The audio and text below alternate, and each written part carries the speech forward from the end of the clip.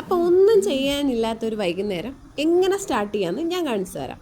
ഒരു ഗ്ലാസ് ചായയൊക്കെ ആയിട്ട് മുകളിൽ പോയിരുന്ന് തലയിൽ എണ്ണയൊക്കെ തേച്ച് ആ മനോഹരമായ സൺസെറ്റൊക്കെ കണ്ട് കിളിയുടെ സൗണ്ടും ഒക്കെ കേട്ട് ചായയൊക്കെ കുടിക്കാൻ ഒരു പ്രത്യേക സുഖം. എത്ര മോശം ദിവസമാണെന്ന് പറഞ്ഞാലും എൻ്റെ ഡേ എൻഡ് ചെയ്യുന്ന ഒരു ബ്യൂട്ടിഫുൾ സീനാണിത്. അങ്ങനെ എണ്ണയൊക്കെ തേച്ച് ഒരു ബുക്ക് എടുത്തിട്ടുണ്ട് ഞാൻ വായിക്കാൻ. എൻ്റെ പ്രിയപ്പെട്ട എഴുത്തുകാരിയുടെ ബുക്കാണ് കൂടെ ഒരു ഗ്ലാസ് ചായ. നീർമാതളം പൂക്കുന്നത് കേവലം ഒരാഴ്ച കാലത്തിനു വേണ്ടിയാണ്.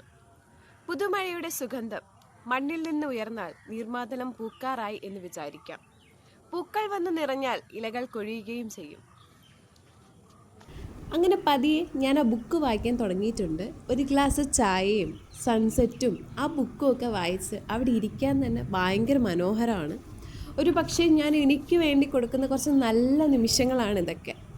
അവിടുത്തെ ആ വ്യൂ ഭയങ്കര അടിപൊളിയാണ്. എത്ര പറഞ്ഞാലും മതിയാവില്ല. എത്ര ബാഡ് ഡേ ആണെങ്കിലും ഇത് അടിപൊളിയാക്കും.